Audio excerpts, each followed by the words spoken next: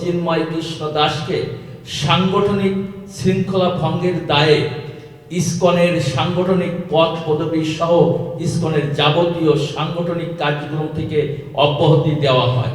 চিন্ময় কৃষ্ণ দাস, চন্দন কুমার ধর ইসকন বাংলাদেশের মুখপাত্র নন, মিথ্যা প্রচারণা চালিয়ে যাচ্ছে এবং ইসকনকে নিষিদ্ধ করার মতো অযৌক্তিক দাবি তুলছে। কিছু বিশেষ মহল ইচ্ছাকৃতভাবে আমাদের সংগঠনের বিরুদ্ধে মিথ্যা প্রচারণা চালিয়ে যাচ্ছে এবং ইসকনকে নিষিদ্ধ করার মতো অযৌক্তিক দাবি তুলছে।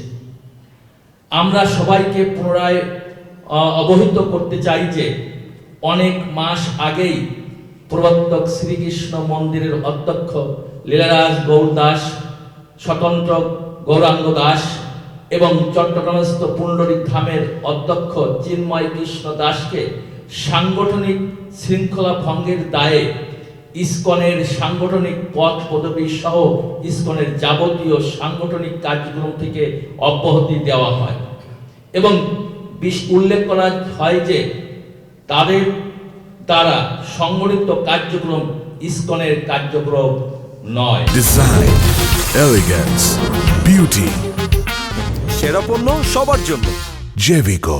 এছাড়াও গত ৩রা অক্টোবর ২০২৪ ইংরাজি তারিখে অফিসিয়াল বিবৃতির মাধ্যমে জানানো হয় যে চিন্ময় কৃষ্ণ দাস, চন্দন কুমার ধর ইসকন বাংলাদেশের মুখপাত্র নন, তাই তার বক্তব্য সম্পূর্ণ তার ব্যক্তিগত।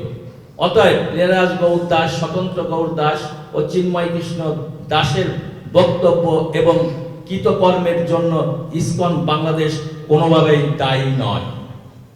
ইসকনের নীতি ও আদর্শ। ইসকন বাংলাদেশ একটি আন্তর্জাতিক ধর্মীয়, অরাজনৈতিক, সামাজিক ও মানবিক সংগঠন।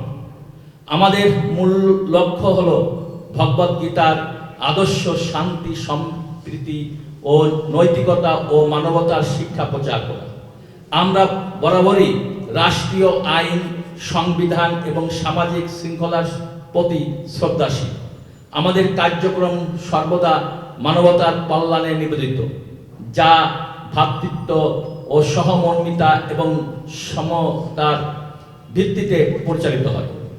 ইসকন বাংলাদেশ কখনই কোনো ধরনের সাম্প্রদায়িক বা সংঘাতমূলক কর্মকাণ্ডে জড়িত নয়।